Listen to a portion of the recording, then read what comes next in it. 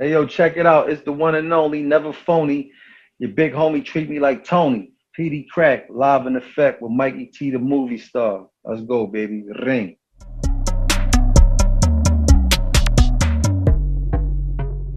Oh, man, Mikey T, the movie star. Hey, what's up with the movie star thing, man? Tell me what's that about. All right, so basically, my brother Jeremiah Kipp is a director. He came up out of Rhode Island. I've always lived on the border of Connecticut and Rhode Island, right? So Mm-hmm. he went to NYU, which is like one of the best schools in America. So he's been making movies for his whole life. He started off getting the kids around the neighborhood to put on face paint, and he made some zombie movies and shit. You know what I Right. mean? He really I started. got you. So he actually has a new horror movie coming out called Slapface, but my brother's always been the director, right? Uh, he worked for New Line Cinema.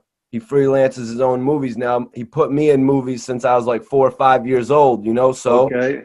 my brother's the director. I'm the movie star. Hey, check it out. I didn't think that you was going to give me that, the real meaning of it. I thought it meant like something that was like, you say the movie star and then it means something totally different. Well, you You know what? really mean it means that you were really in the movies. Right, literally. Right, But I'm just talking about home movies as well. But my brother do be putting me in his new big movies and shit. But also right. it's the moniker, you know what I mean? Like 50 Cent, like Ja Rule, you know what I mean? It's a moniker, you know, Mikey T the movie star. No doubt. I like it, man. I like it. When we ready to get started now, or we already started? Yeah, sort of like we're started right now, but sort of like how you were talking about Peedi Crakk from Carlito's Way, which really made me want to go check that movie out. Yeah, yeah, man. That's where my name come from, man.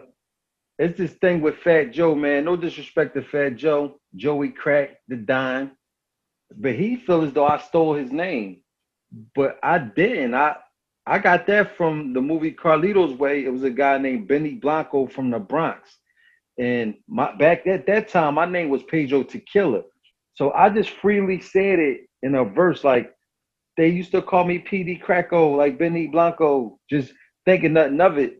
And then that particular song became like a little neighborhood banger, and everybody just kept saying PD Cracko. Right. So my name was Cracko for a long time. And then, niggas would just break it down and be like, hey yo, crack. So it turned into PD Crakk. And I just dropped the Pedro Tequila. Just coincidentally, he went from Fat Joe to Joey Crack. And he not feeling me running with the name. But I ain't going nowhere, man. And I got love and respect for him. He's one of the inspirations from when I was a kid, watching him digging in the Crates crew, Lord Finesse, and Facts. all of them. So I really, what I'm saying, I take my hat off to him, but sorry you feel that way about, you know what I mean? PD, it was a different time back then. You know what I mean? It was a different era. Fat Joe was still at the point in his career where he wanted to make all the history that he wound up making from being a mainstay on MTV. And then for Peedi Crakk to show up on the scene, it's like, oh shit, this guy with a similar name to me who quite possibly is going to be famous as hell. You know what I mean? Has a similar name. But for real, we knew Fat Joe as Fat Joe. It wasn't like a Rick Ross, Ricky Rose thing. You know what I mean? Right. Yeah. We didn't know him as Yeah. Joey Crack really like that, like where he was going to sell his album as Joey Crack. Yeah, man. Hey, but I like what he's doing right now, man, to be Love honest what with he's you, doing. man. I love what he's doing, man. It's really entertaining. I just watched him getting Ebro ass. That was very fulfilling. No, he's Cause always doing something dope. Did the two of you ever get a chance to connect, man? nah, we never met. He said in an interview that he ran down on me and he met me, but I've never met him in person. So no, I've never met him and physically. I've seen him like how you've seen. You ever met him? I actually ran into Fat Joe at one point.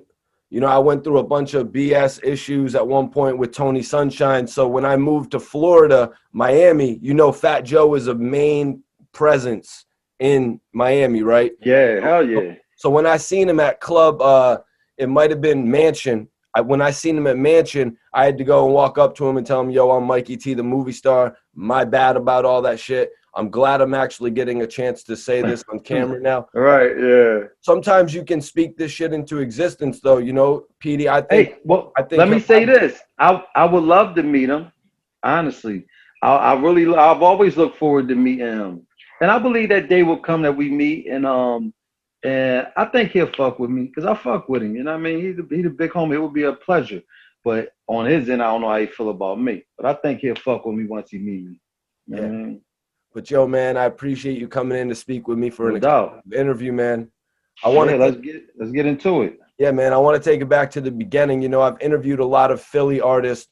You know, this is our first joint. How was it actually growing up in Philly, North Philly, right? Yeah, North Side, man.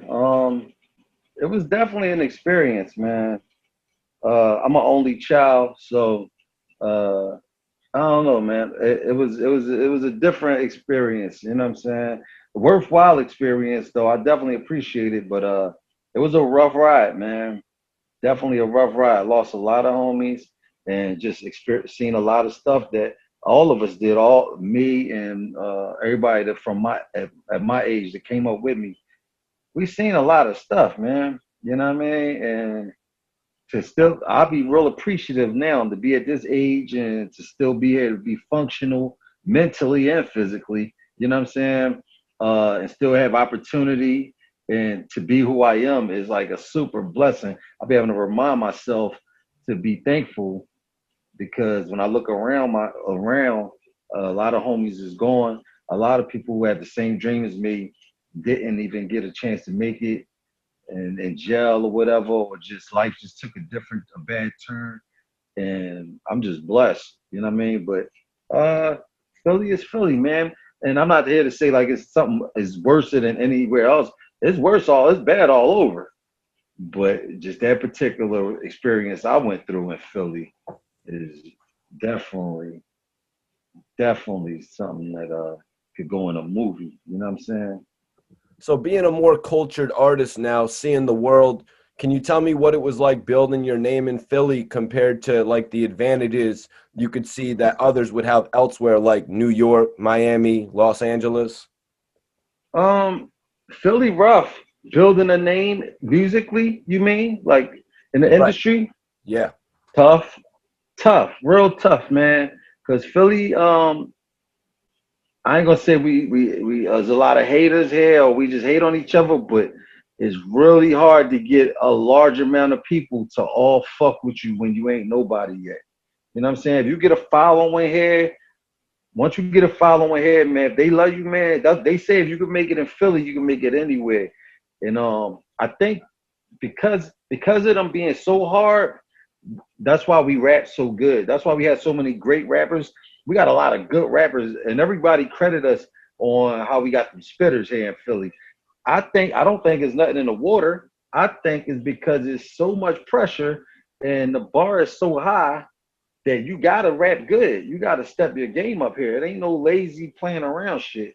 And all the goofy shit, you gonna get booed. Niggas gonna try to roll on you from the era I'm from. Niggas try to roll on you. You can't come around with that dumb shit. So if I made it here in Philly, man, that gave me the you work your confidence up. And I just felt mad confident once I made it home. I mean, once I started feeling myself here in Philly, you kind of know that you on the right track. You know what I mean? So I want to ask you, man, what was the first chance that you got to see that you could actually get into the music industry and make it out? When I saw Freeway, when I heard Freeway on 1900 Hustler rapping with Jay-Z and Beanie Sigel and Memphis Bleak. Once I saw him there, because this is my same homie that I knew since I was like 8, 9 years old, and we done been through going to Halloween costume parties as little kids, playing in old houses and shit, to growing up selling crack and taking shifts in the crack house together. We went to set all throughout high school, rap group shit, the whole process. So when we got to the age of like roughly 21, 22, Free got signed to Roc-A-Fella, and once I seen him do that, I knew that I could do it because I've never known nobody that I never met somebody who made it. Personally knew them. He was the first person I knew personally that I know. I say this is my man that really made it. Like he's like right there on the TV. You know what I'm saying? So that I was like, yo, I know I could do it.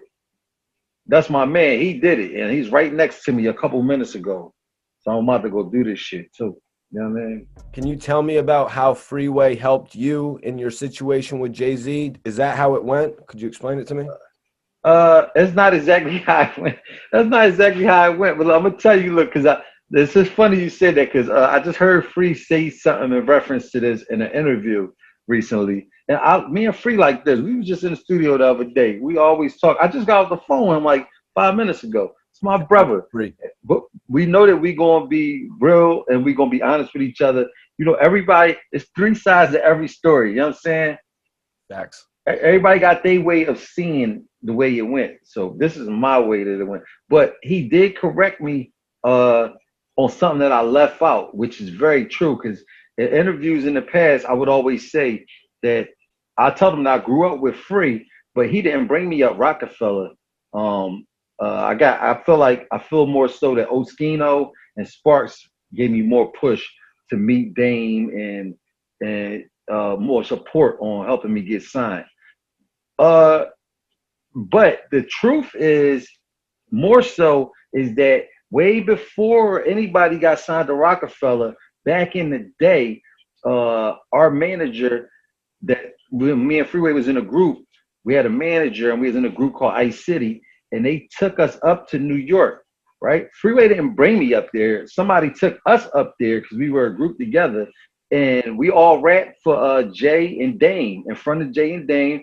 Freeway did awesome, killed it, as he always does. He real good in front of crowds, and I used to get real nervous back then. So when I spit, I froze up, and I started fucking up and fumbling and stumbling, and it was horrible. Like, that was the night I was ready to just throw the towel and like, yo, I ain't doing this shit. Anyway, I did horribly, and that's the first time I met Dame and Big and Jay and them. But when I re-met them again, they don't remember that they been met me a long time ago. They didn't know that I was the little Puerto Rican kid that bombed that night. They don't remember that. And Dane was just like, he was like, yo, you Peedi Crakk? Nice to meet you, man. Oh shit, I love your verse and this and that. And I'm looking at him. Oh, I wasn't thinking about this. I thought about it later. Like, yo, I met you already. You just don't know it. I did it horribly. But anyway, shout out to Freeway. We did go up to you. I stand corrected. We did go up there together and met Jay. And then I re-met them through Owen Sparks and everybody else. And Beans was involved. For the record, Free. And if you want to go in the next interview and counter that, be my guest. So let me ask you, going into that a little bit, you credit Emilio Sparks and Oskino. Does that have anything to do with the fact that you are not on the first album, but you're on the second album? Were you brought in initially with State Property, or were you brought in at the second album? Could you explain that? I was brought in at the second album. All right, so the first album, I was home with everybody else, watching State Property, the movie. And this is weird to say. That's weird. But I was listening to the Funk Master Flex freestyle Hot 97, and I'm a fan. I'm an artist, but I'm just a inspiring artist at the time. And I'm watching them. I'm loving what I'm seeing. I love the movie. This is coming out of Philly. Beanie Sigel is the biggest thing in Philly. Freeway is next up. He's killing it. They got the Oskino and Sparks, Chris and Neve, State Property, the group. I'm tuned in. Just so happens, I wouldn't say by chance, as fate may have it, I run into Oskino at community college. Somebody had an event at a community college. He's popping. He running around, Jaguars, a rock chain all on. I see him. I'm like, yo, hey, yo, what's up, fam? He heard me rap before. I'm like, yo, it's me, Peedi. You know what I'm saying? He's like, yo, I liked you, man. Yo, I heard you rap before. Give me your number. I want to do a song with you. Right? I gave him my number. He hits me a couple of days. It was fast. We shoot to the studio and we start a song called How Many Niggas Gonna Ride For Me. Now, on that particular song, it was a kid named Young Grant who passed away, God rest his soul. Young Grant was on the song, and he passed like a week later after I did the song. So O was like, "Yo, Crack, I want to take this song up to Dame and them, but we got to get somebody else on it. I'm sorry, it's a sad thing that the kid passed away. We gotta put somebody else on this song so we could push the song." So he went and got Sparks. He called Sparks. So we put Sparks on the song. So now we got the song. How many niggas gonna ride for me? I'm still home in Philly, doing whatever I'm doing. They're in Miami and LA and moving around with Roc-A-Fella Records. But I've been staying in contact throughout the process. I talked to Sparks. More so, I've talked to Sparks a lot more on the phone. And Sparks, one day I talked to him and he said, "Yo, we in Miami, Crack. We out here working on a new album, working on the no, it wasn't the second album. They was working on the first album, finishing that up. And if you can get a flight out here, you just come out and we're gonna introduce you to Dane." And that's what I did. I got a flight out there, flew out there that night, and met Dane that night, and he signed me that night right there on the spot. I was in time for the second album, and once I got there and once I got in position, uh, I just started doing what I had to do, man. I just started recording, and once I seen that Dame, once I didn't know what to do at first, but once I seen what I had to offer was being accepted, like I would go there and record, and I started to see what they liked about me. And Damon Biggs would be like, yo, that's the type of shit you got to do, Crack. That kind of song. Yo, bring that shit back. Play that again. Crack, do more shit like this. So I just started tuning in with with the shit that got more character and personality and all that ring and all that. I started going into it. And that's when it started to make like this snowball effect. And that's when I start kicking them songs out. Like, got to have it, and you know what I mean, all the hit joints that we did. I got to jump ahead a little bit since we're talking about the Second State Property album. When You Hear That with Beanie Sigel, yourself, and Old Dirty Bastard, man, can we talk about that record? Okay, so check it out. For years throughout the time that I was signed, up until the time we did that record, Beans always knew that I'm a big Old Dirty Bastard fanatic. He like my top 3 artists in the world ever to this day. You know what I'm saying? Influence wise, like I'm majorly influenced by Old Dirty Bastard. So Beans ended up in the studio with Dirty one night because remember Dirty got signed to Roc-A-Fella. Right. So he would be in our sessions, and just randomly now Old Dirty is a part of the family. I'm in Philly, there in Manhattan in the studio. So Matt called me one late night, like, "Yo, Crack, where are you? What are you doing?" He said, "Yo, I'm in the studio with your man right now." I'm like, "Who?" He's like, "Yo, your man, I got Old Dirty right here. We about to kill some shit." I'm like, "Oh shit." He's like, "Yo, come up here right now. I got a slot for you on this track." So I'm scrambling around trying to get up to New York. That's like a 2-hour drive. So by the time I got up there, they both laid their verses. Dirty left the studio, and it was just me and Mac. And Mac played the verses for me, and I wrote my verse right there on the spot and just laid it. Sad to say I didn't get to do it with Old Dirty. I'm still appreciative that I got a track with him, but I can't say that I actually did it with him. Like, we didn't vibe in the stew with it, and I'm definitely sorry about that. But definitely got a track in with Dirt for the record. So that's how that went. But later, I did end up meeting him and talking to him, but we never politicked no music shit. I was just talking to him about some regular shit. That's when he was a part of Roc-A-Fella? Yeah, exactly. What was it like when he joined the Roc-A-Fella? Was that like something you would have ever expected? It took a lot of people by storm. Yeah, I was excited. I was excited at the ideal of it, but then when I sat down and talked to him and I got to see where he was at mentally, it was kind of sad because he wasn't the same no more. You know what I'm saying? And I know Dirty from really studying the music and just watching footage and all of that. It just wasn't the old Dirty that I grew up on. But I think he had issues in prison with the medication or some shit. I'm not exactly sure, but he's still legendary to me, and I gave him nothing but love and respect. But it wasn't the same old dirty though. Like it just seemed like he wasn't there. You know what I'm saying? I hear you, man. They actually did a music video for that record. I was checking the video out, hoping to see your part on it, but they actually combined two videos for that joint. Do you remember anything about that shoot? I can't even really tell you, man. It was no verse. They had me. I had to stand on the car and bust the windows out, some shit. Right? I didn't see that video in a minute, but I remember that because I cut my hand. Was it like a 2-day shoot, or were you actually on the set with everybody that was involved, like Dirty and Oskino and Emilio? Yeah, we were all together. We were all. I think it was one full day we shot all of that stuff. Yep, one full day, and yeah, it was just a weird time, man. It was very unorganized, man. But he was getting shit done, but I think it could have been done a little better. But I do appreciate getting the job done because that was around the time you know, who else was getting videos shot right back then? I was Right. on like my third or fourth video. I just got there. Because this is something, man, I would be ashamed of myself if I didn't mention the groundbreaking record, Stay. Can you tell me about the collab with Neo, man? I'd be ashamed of myself if I didn't talk to you about this. Just playing it earlier today, that record impacted so many people in the country, in the world. Yeah, man, that was an interesting situation, man. That's why I'm really thankful. A lot of things happen. Most of the things that happened that was like great things, like that record being put together, just happened.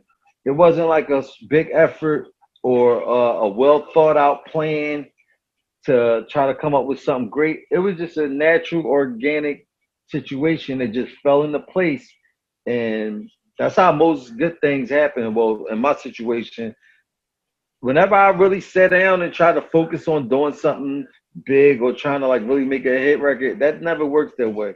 Any record I had that was like big, like Flip Side or the Neo Stay, it just fell into place. So um I was in New York having a meeting with Jay, and I bumped into Tata, and this is I wasn't aware of this, but Tata is the I think the A&R, or the I believe he was the A&R of Neo's album on the first album. That's when they first signed Neo Right. to Def Jam, because First Jay Def was Jam the Jay was the president of Def Jam at the time. So Tata was like, "Yo, Crack, I got an artist, some new artist.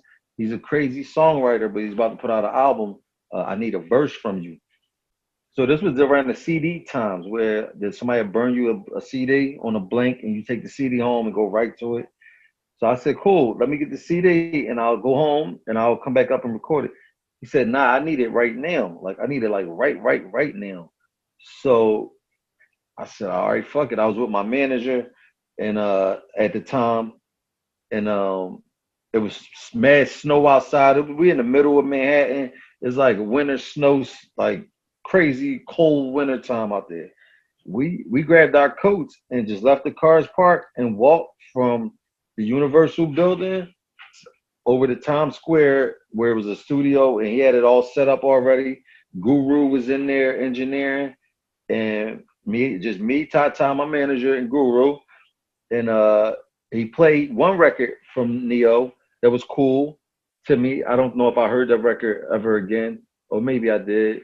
But then he played the Stay record, and once he threw that on, I knew that was the one, because it had the sample from El DeBarge, which is one of my favorite R&B groups of all time, and it just had that hip hop feel to it. It had the scratching and the cuts in it, and the beat was crazy. It was still like a hip hop beat, and the artist that came on was dope. And I wrote it right there on the spot. I wrote it there and laid it, and Ty heard it. He liked it, and I left the studio and just ain't think nothing of it. Because around that time, I'm able to do any type of record. Like I'm a chameleon, you know what I'm saying? I can adapt to any kind of vibe.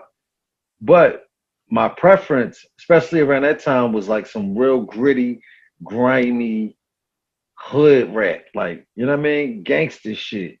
So I did that record and just forgot about it because it wasn't like I was riding around listening to the shit.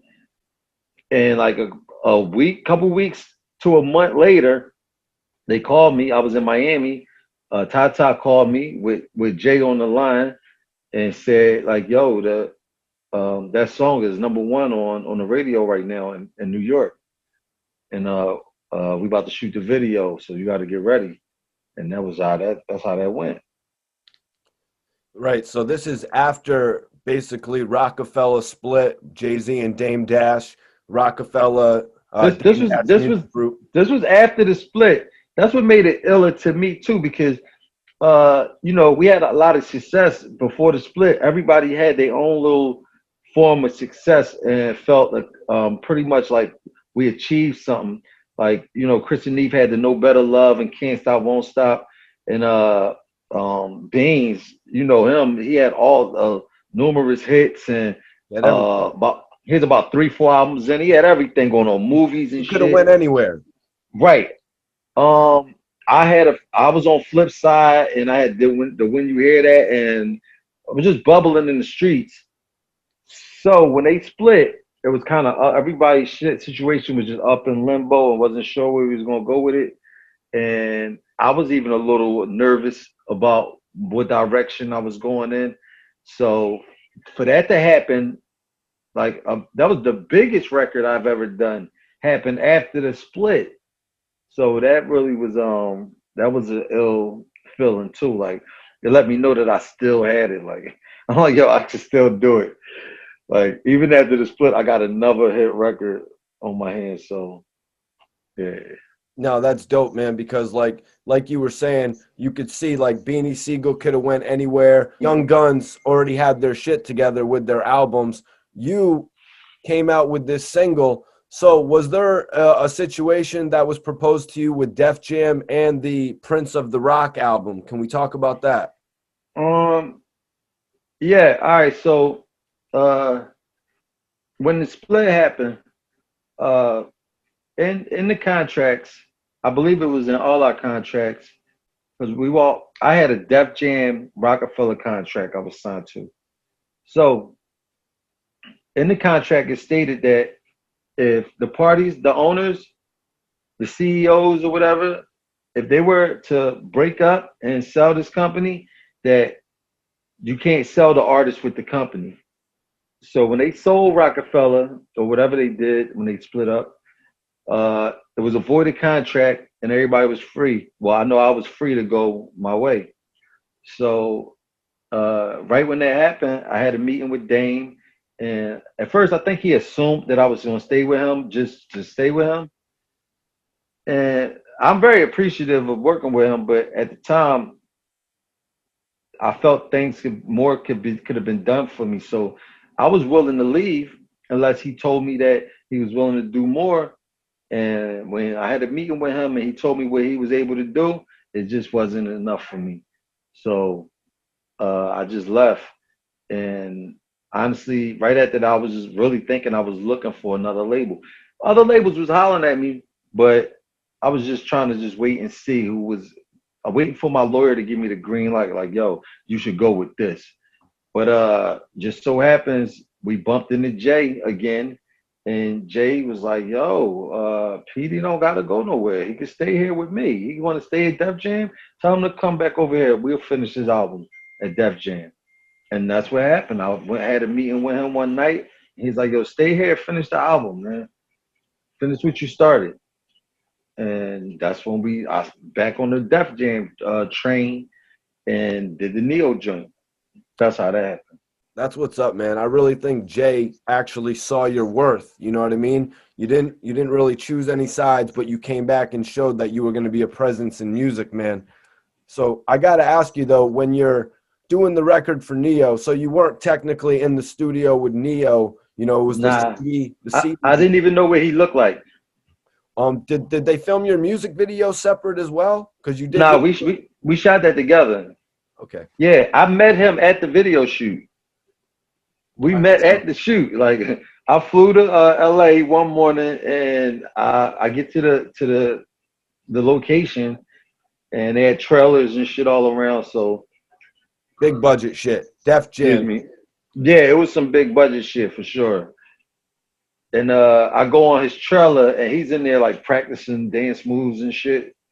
And I'm like, yo, what's up? I'm Peedi, man. I'm on the record. And he was cool, dude, though. He was real cool. So basically, what I kind of wanted to ask you was like, was there ever an opportunity for you to say, I did this record for you. Can we get one in response? Or would that kind of have been out of pocket with all the business? Uh, Honestly, man, the opportunity was there. I feel it was because after the record had came out, we did mad shows together. Like I went on tour with him, and we would meet up in different cities. Like they were like, "Yo, Neil's performing here tonight. If you could make it down here, we'd love if you come and this and that." So we Yeah. always would be in cahoots and see each other. But so I'm saying that to say that I could have contacted him and talked to him about a record, but I didn't want to. I wasn't ready yet. I wasn't prepared to grab that from him yet, and I didn't want to utilize that until I knew that what direction I was going in. So I didn't do it. I didn't reach out to him for it, and everybody was pressuring me about it. Like, yo, Craig, you gotta let Neo about a record. At the time, it was like, yo, chill. Let me figure out what's up with this album because that's when I felt Jay was dragging his feet with the album. So, well, yo, let me see what's going on with this album because I think we about to be the fuck out of here. Did you ever get a chance to meet 50 Cent? I did meet 50 one day. I was I was at MTV with Neo. We about to do TRL. Remember TRL? Hell yeah, man. Hell yeah. TRL Right, 106, Rap City. right. So we about to do TRL live. So we in the MTV building in Manhattan. I got my son with me, and my cousin is Lala. You know Lala. Of course. So La got my son taking him all around the building, and while I'm getting dressed, I'm about to perform. And as I'm performing, I'm getting dressed. I left my door open because I just had to change my pants and put my boots on. So, and plus, I wanted to see who was coming back and forth. So, I see 50 walk by. He like kind of just walks by the door, kind of like this first. He just walks by, and then he just dips back, like, yo, you cool? I'm like, yeah, I'm cool. He was like, cool, and that was it. That was it. But I knew he came to fuck with me because he knew we was about to perform. So I knew he came down just to make sure, make sure that we acknowledge each other. That's what's up, man. Did you ever get a chance to work with any of the other guys from G Unit? You must have worked with Mike Knox, right? Oh yeah, definitely, man. I worked with Knox before he was on G Unit. Shout out to Yeah. Mike Knox, man. Shout out to Knox. That's my boy. Me and Knox, man. Knox was a part of a group with me back in the day. A word? Yeah, Knox was in MOR with me. My man Indy 500, Mike Knox, uh, Warbuck, and Don P. But that's a whole nother story. But you were saying how Um, Lloyd Banks? Banks, yeah, me and Banks were supposed to do some music together, man. Me and Banks is a real cool dude, man. Throughout the process of touring and just seeing each other in different cities and shit, Banks always kept it real funky, man. We would always end up at these college shows, like uh, always end up. It'd always be a state property G unit at a college somewhere together, and every time we was in the same building, Banks would always make it his business to find me or let niggas know, like, yo, Banks said, what up? He over here. He said, come over and fuck with him. Or he'll just come walk in our back room and shit. Yo, crack. So I got a lot. I respect niggas like that because I don't know Banks from the hood and nothing like that. But that showed me that he had respect for me. You know what I'm saying? Vice versa. You know what I'm saying? Could you tell me about the issues with Juelz Santana? Where did they all start? Was it over him not acknowledging you? All right. So look, I had already talked about this before, but I know I didn't talk about it on your shit, so I got you. I appreciate Um, it ain't that. I was tripping that night. Honestly, I think I was tripping. I probably was a little saucy, drunk. You know what I mean? And I definitely took a gesture the wrong way. I felt like he was trying to kind of like brush me off. But the only reason I felt like that was because of how our relationship was before that night. Like I felt, we would talk on the phone a lot. Like, yo, what up, bro? You cool? You coming down? You coming to New York? I think we coming to Philly. And I mean, and we fuck with each other like that. So I was expecting a little more love than he was showing that night. And I think with the drink involved, I think I overreacted, honestly. You know what I'm saying? I think he gave me some shit. I'm used to like, yo, Els, what up, baby? What's up, Crack? And he just was like, yo, what up? And just kind of spun on me like, so I took that the wrong way. You know what I mean? So Yeah, yeah. Juelz, Jim Jones, they were really reaching their height right then. You know what I mean? People could sort of feel a way about certain things like that. When people are on their high horse and shit like that. I think it might have just been thinking.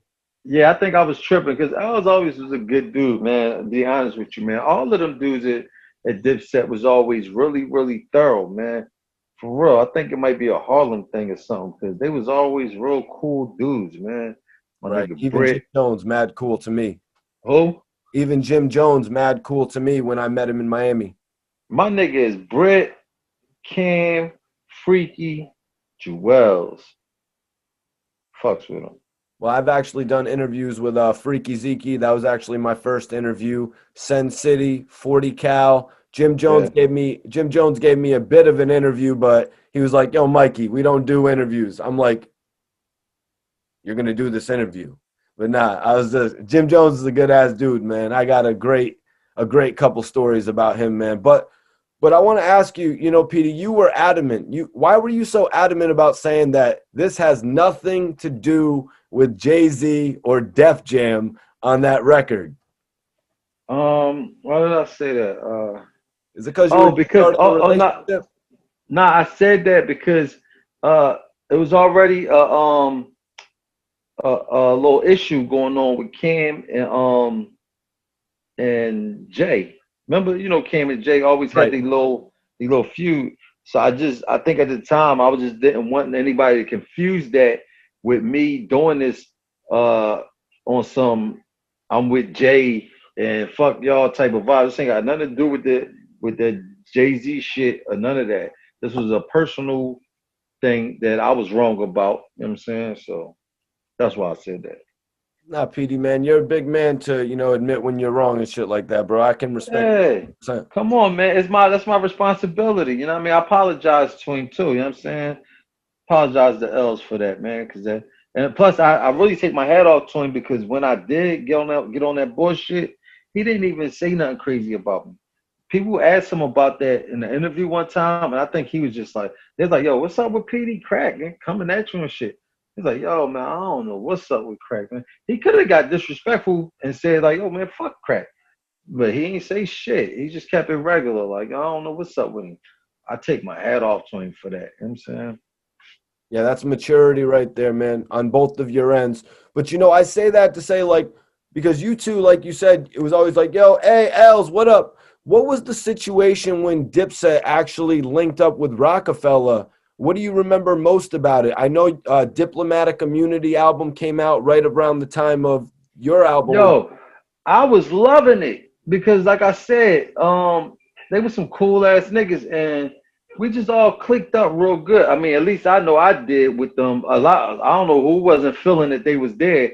I was loving it because I'm a major Cameron fan, especially around that time. You know what I'm saying? We all grew up on Killer and the whole Harlem World movement and all of that, Mace and all of that. So to be in the same building with them niggas, like, fucks with the Dipset, man. So I was loving it. It was inspiring. Like, yo, this is on. Like, we got state property in here, Roc-A-Fella, Bleak, Cameron, Juelz, Jim, Baines, Freeway. It was like a big situation in one building. Like, we used to be up in baseline, heavy, like deep, like, and shit hits was coming out. Like every room, hits was slamming out the room. Fucking Just Blaze in one room, going crazy. It was a major time. You know what I'm saying? That's what's up, man. So it really opened up a lot of doors for working with other artists. Uh, yeah, but to be honest, I wasn't really interested in that, man. You mean other artists outside of Roc-A-Fella? No, I mean, like when you would go in the studio, you would see, you know what I mean? You'd see, Oh yeah. Freaky, you'd see Juelz in the studio, you'd see, you know what I mean? 40 Cal, maybe, Hell Rel, any of these guys. Yo, check it. I did one for Peedi Crakk first with Cameron and Juelz up in baseline. So yeah, we came out with a lot of shit. I did Ring the Alarm in baseline. We did, man, I can't even name how many shit. They did What We Do Is Wrong in baseline, Rock the Mic, a bunch of shit. How does it feel to see Beanie Sigel and Oskino come back together, man, on his new podcast, Deeper Than Rap? Uh, that was very, very interesting to see, man. Caught me off guard. I wasn't expecting it. I wasn't even expecting this podcast.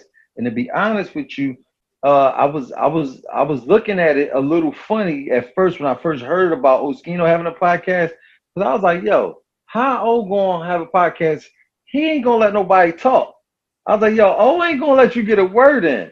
So I was already looking at it like this when I seen the first episode, like, but to my surprise, he did a wonderful job. And like the shit was like an official real podcast. The look was great. He did a wonderful job. Like his interviewing etiquette was dope. He was asking a lot of making some bold statements, and it kept it entertaining. I was really proud of O for that, man. Like I was really, really proud. And then the freeway joint was dope too. So I'm like, yo, this nigga is 2 for 2 right now. He got that. See, everybody can't do that. You know what I'm saying? But I'm surprised O has it. He got the niche for that. I can't do that.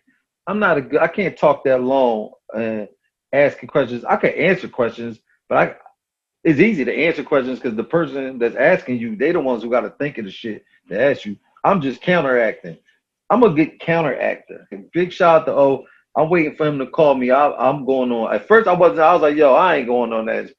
I'm going. He called me. I'm fucking with it. Yeah, you'd have to imagine with his speaking skills. I wouldn't necessarily call him public speaking skills, but he does do a lot of talking, and it looks good on camera. I'm gonna just say that much. It sounds good in his raps, and it's coming off well on his podcast, man. And like you said, he has his whole set. You know what I mean? He's got it together. Yep, man. I'm proud of him, man. I'm really proud, and especially after him going through the tragic situation with his son. Yes. He needed something like this to give him some more, you know what I'm saying? To make him feel a little better inside. I know this motivates him to see the response from people. And then got a real beautiful side to him, you know what I'm saying? Right. And he's very honest and shit, and he could be a real big brother like to you, like. So I really like seeing him in this light, you know what I'm saying? So I hope he just keep it up, you know what I'm saying? As we saw on your promo runs with Oskino, you know what I mean? A lot of the times it was Oskino doing the rough, gritty, like, screw this guy, screw that guy, and then you were on your side just promoting what you were doing. I saw a number of interviews like that, man. So, I take my hat off to Oskino for putting everything behind him. Unfortunate that, his son passed, and very unfortunate Free's son passed. But Oskino is really using this light to, you know what I mean, guide him right now, man. I got to say, and it's impressive. I'm really proud of him, man. I say that with all my heart, man. I'm really proud of him, man. It really made me smile to see him doing good, man. Real shit. Yeah, and Oskino actually said something. I don't know if you must have caught it on the show, but sometimes shit can go over people's head. Oskino actually said on the show that he was going to try to do a mixtape with every member of the state property. Did you catch that? I didn't catch exactly that. I did hear them like referencing to like doing some state property shit together, but I didn't catch the individual mixtape conversation. I didn't catch that. You better be ready for that shit though, man. But now can state property come together on an independent level, or does it need to involve Jay-Z? It needs to involve somebody with some money. A major somebody that's gonna bring the big M's up, because without the money, man, there ain't nothing moving. You got to make niggas move. These are all like famous niggas that have history in the game, and we all grown, and everybody's like a star in their own right. Nobody's moving. Just we need to see that this shit is serious, and we deserve it too. You know what I'm saying? Well, we tried that. We did that. Just thugging it out. And we played them dudes already. You know what I'm saying? So just doing an independent thing and just seeing what kick back off it. No. Where the investors at? Somebody got to bring them 10 M's up and do this shit right. You know what I mean? Because you get what you put into it. So somebody got to put something into this to get us up and at it. Because I'm only moving for the bread. Peedi, man, I really appreciate you for joining me this interview tonight, man. It's a classic. Thank you, man. I appreciate you reaching out to me. Always watch your shit on YouTube, man. So that's love, Mikey. Thanks, man.